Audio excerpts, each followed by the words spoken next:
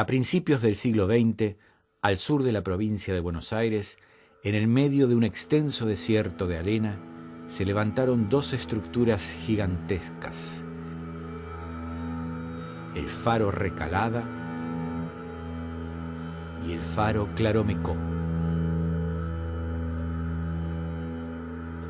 En aquel entonces todavía no existían pueblos ni balnearios, y el ferrocarril no llegaba hasta aquellos parajes desolados.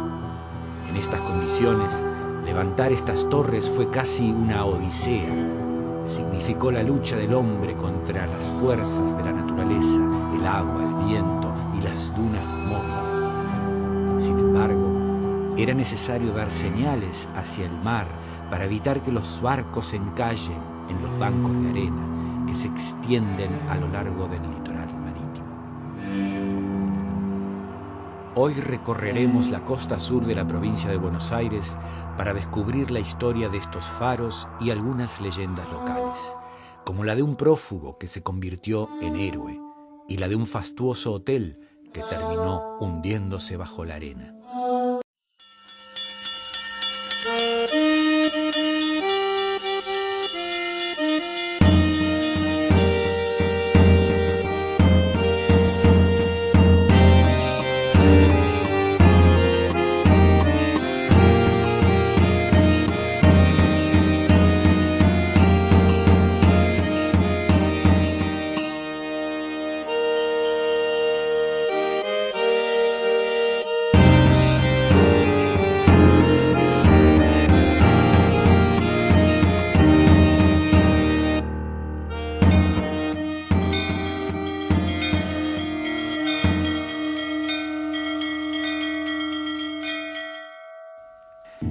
En la localidad de Montehermoso, cerca de Bahía Blanca, existe una cadena de médanos de 30 kilómetros de largo, que se extiende bordeando el mar.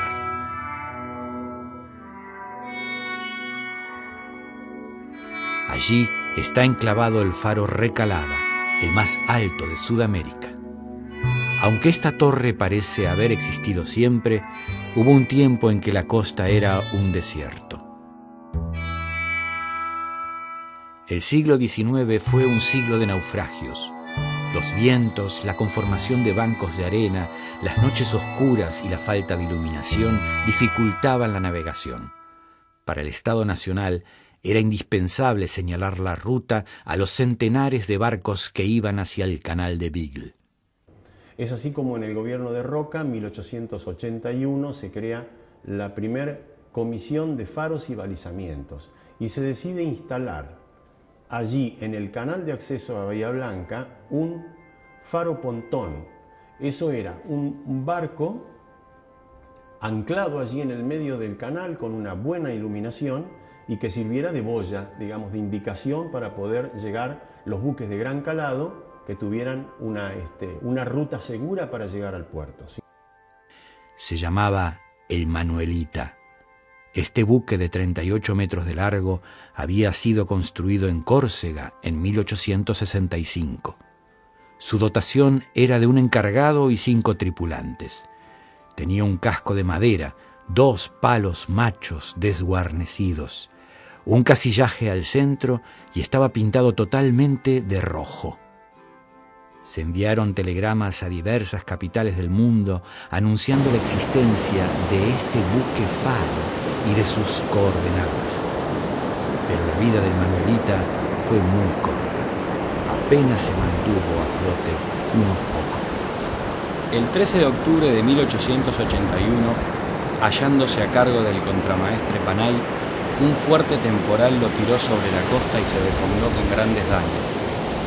Con los restos y el farol se armó en tierra, sobre un médano de 36 metros de altura, una baliza luminosa que entró en servicio en 1882.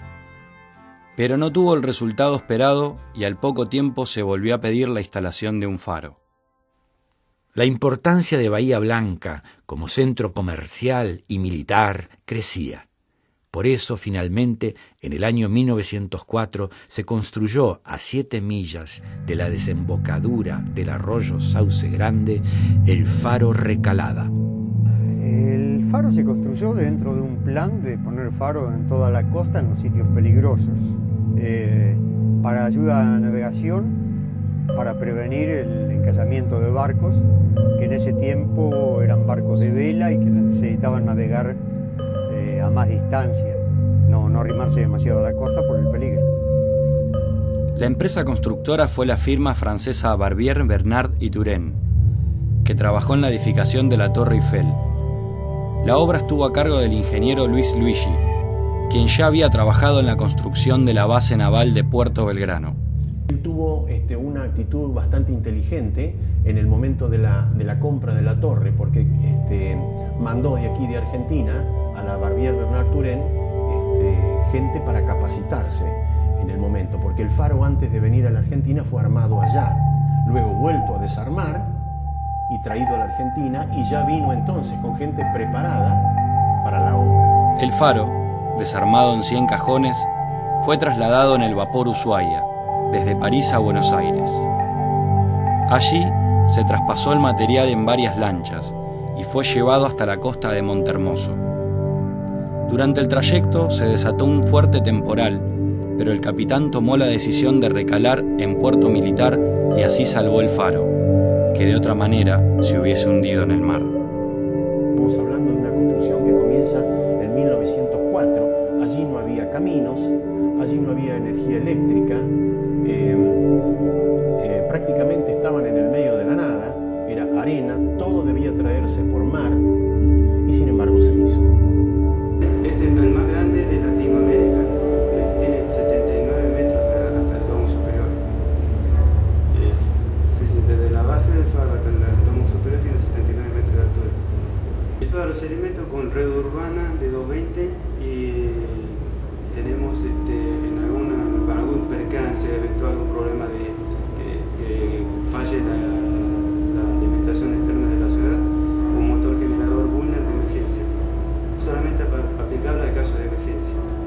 Posteriormente, subsanado el problema, se sigue alimentando a 220. Para ascender a la garita de iluminación, luego de pasar por una habitación intermedia, hay que subir un total de 293 escalones. El óptico realiza un giro completo en 27 segundos con 3 destellos y se ve desde 28 millas marinas. La estructura, que oscila notablemente en los días ventosos, está sostenida por 8 columnas laterales de hierro fundido y los cimientos se hunden 9 metros por debajo de la superficie del terreno.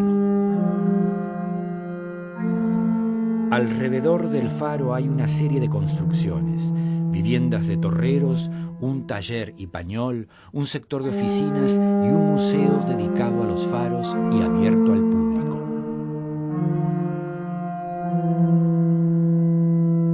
A principios del siglo XX, las 4.000 hectáreas inhóspitas y solitarias que rodeaban al faro eran propiedad de Silvano Dufour.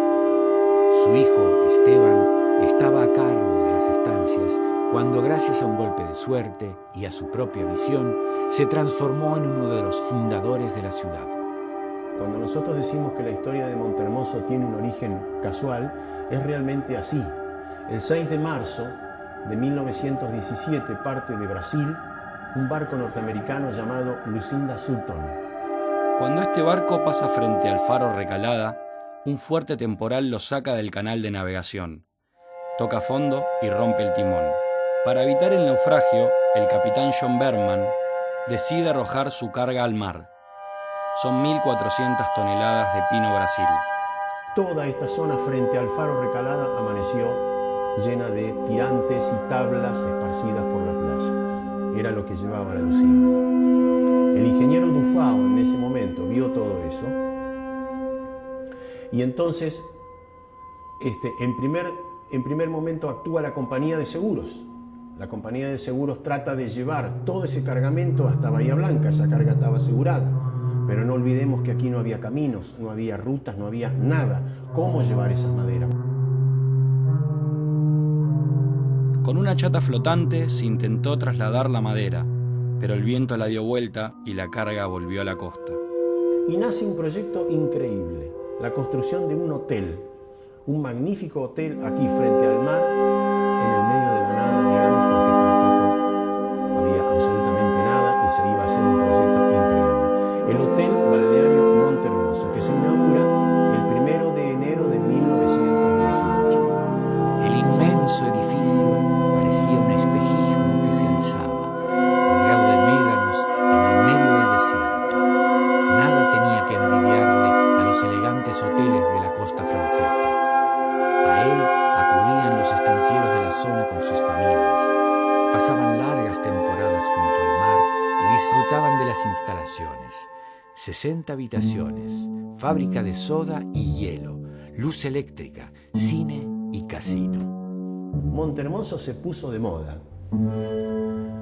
Antonio Benito Costa compra el hotel y 186 hectáreas alrededor del mismo. E inmediatamente, esto ocurre en mayo de 1918, apenas 4 meses después de inaugurado, y comienza enseguida entonces la demarcación de calles alrededor y a asentar los médanos. Al pie del faro surgió Villa Recalada, un grupo de casas bajas. Luego, muy cerca de allí, en los años 30, el inmigrante español Timoteo Caballero fundó un parador muy visitado por los daneses locales, que con el tiempo daría lugar a la Villa Caballero. Mientras el pueblo crecía, la arena lentamente iba tapando el hotel. Era el fin de una época y el comienzo de otra. Semejante estructura tan grande del hotel hizo que año a año la arena estuviera más acumulada alrededor y llegó un momento, mediados de la década del 50, que solo se podía apreciar una parte del hotel. Ya lo último no tenía la majestuosidad que tuvo en sus comienzos. Su demolición empieza en el año 57 y para fines del 58 el hotel de madera solo quedaron unos cuadros. Pero el faro allí lo tenemos. El faro todos los días brilla por la noche y los navegantes lo siguen utilizando, porque ellos saben que cuando vienen acercándose a Bahía Blanca, al ver la luz del faro, que ya se ve desde 80 kilómetros, ya cuando divisan la luz del faro es porque próximamente se van a encontrar con la primer boya que los va a llevar hasta el puerto de Bahía Blanca. En el año 1945, una fuerte subestada se desató en Montehermoso. Tiene vigencia, el barco mercante tiene historia, 1 de mayo y sigue siendo quedó encallado en el medio de este temporal. Con cada golpe de ola aumentaba el riesgo de vida de sus 70 tripulantes. Espontáneamente, gran parte del pueblo participó del salvataje. Entre ellos se destacaron 2 nadadores excepcionales, Paulo Larsen y el alemán Mille. Ellos dos se ofrecen para entrar a nado hasta el barco, llevando una soga, una fina soga, para luego traer un cabo más grueso hasta la costa y poder armar una canastilla desde la punta del barco hasta la costa por donde sacar los náufragos.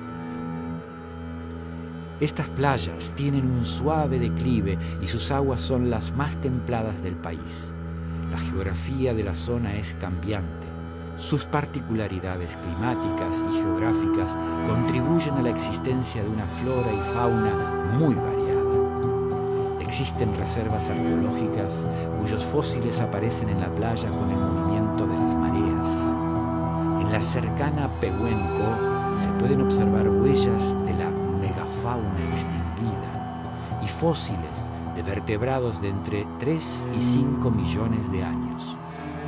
Tenemos fauna autóctona y fauna invasiva, como por ejemplo el mastodonte, el caballo, el esmilodón. Son animales que ingresan de América del Norte a América del Sur aproximadamente 25.000, 30.000 años y se extinguen hace 10.000 años, 8.000 algunos. Hay en algunos sectores registros donde el humano pudo haber convivido con determinados animales, como por ejemplo una gran matanza de gliptodontes o de mastodontes que datan más o menos de esa antigüedad. Estos hallazgos fueron estudiados por los naturalistas Bavard y Florentino Ameghino, pero quien los descubrió por primera vez fue el inglés Charles Darwin, quien más tarde revolucionaría las teorías científicas de la época. En 1832, el joven Darwin, de solo 22 años, había llegado hasta estas costas, junto al capitán Fitzroy, al mando del Beagle. Este destino era parte de un viaje de estudios alrededor del mundo. Los descubrimientos realizados en Montehermoso serían fundamentales para su posterior teoría de la evolución de las especies. En uno de sus viajes en el Beagle, descubre un gran médano denominado en ese momento por él Montehermoso. Cuando él decide bajar a esas costas, eran barrancas, un gran médano, donde descubre una fauna totalmente diferente. Me había impresionado profundamente al descubrir, en la formación de las pampas, el parecido entre los grandes animales fósiles cubiertos por caparazón y los armadillos existentes. Era evidente que hechos como estos podían explicarse bajo el supuesto de que las especies se modificaban gradualmente. Charles Darwin, El viaje del Beagle. A lo largo de su vida, Darwin no olvidaría estas latitudes, a las que por su belleza el famoso marino Alejandro Malaspina había bautizado con el nombre Monte Hermoso.